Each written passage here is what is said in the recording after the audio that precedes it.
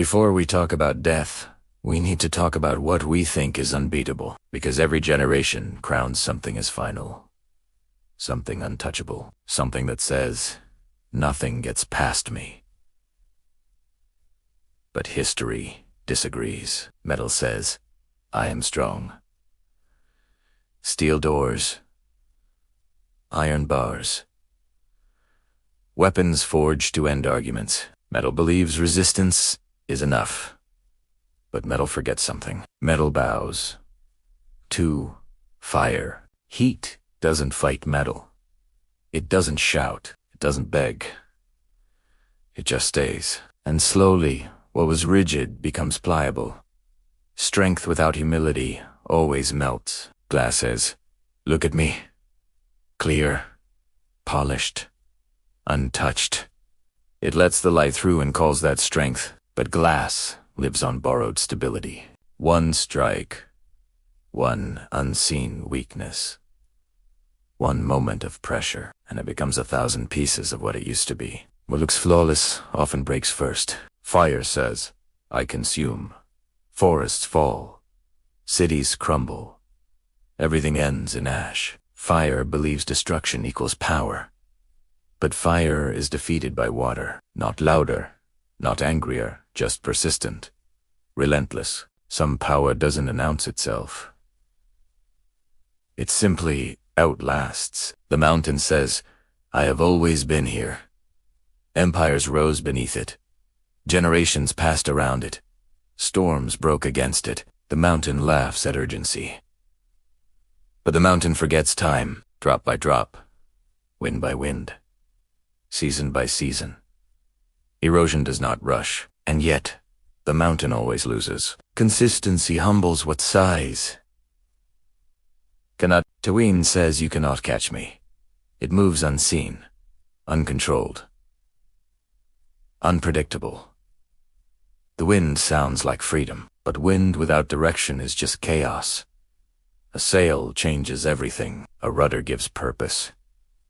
Even the invisible answers to design. Man says, I am in charge. We build, we rule, we decide who matters. But man is undone by temptation, by fear, by pride. Man doesn't fall because he's weak. He falls because he believes he's sufficient. And yet, man is restored by love. Love of Jesus Christ, the ultimate sacrifice. Not dominance. Sacrificial love. Love that absorbs the blow instead of returning it. Then there was death. No metaphor, no lesson. Just finality. Death didn't need permission. It didn't negotiate.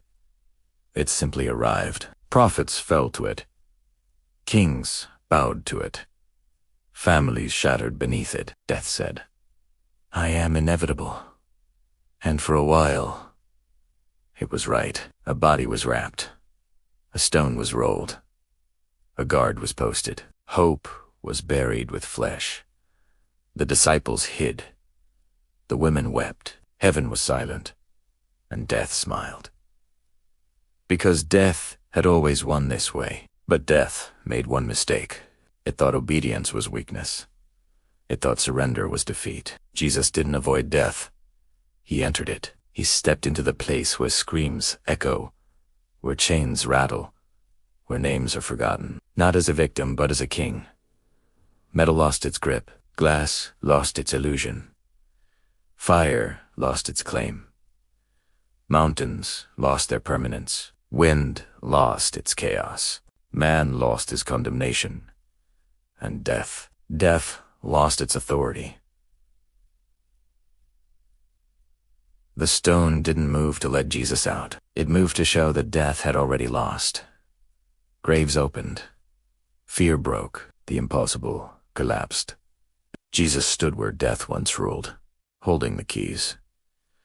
Because the one thing death cannot defeat is resurrection, not escape, not denial, but life that walks through the grave and comes back holding proof. Death no longer decides the ending. Thanks for watching.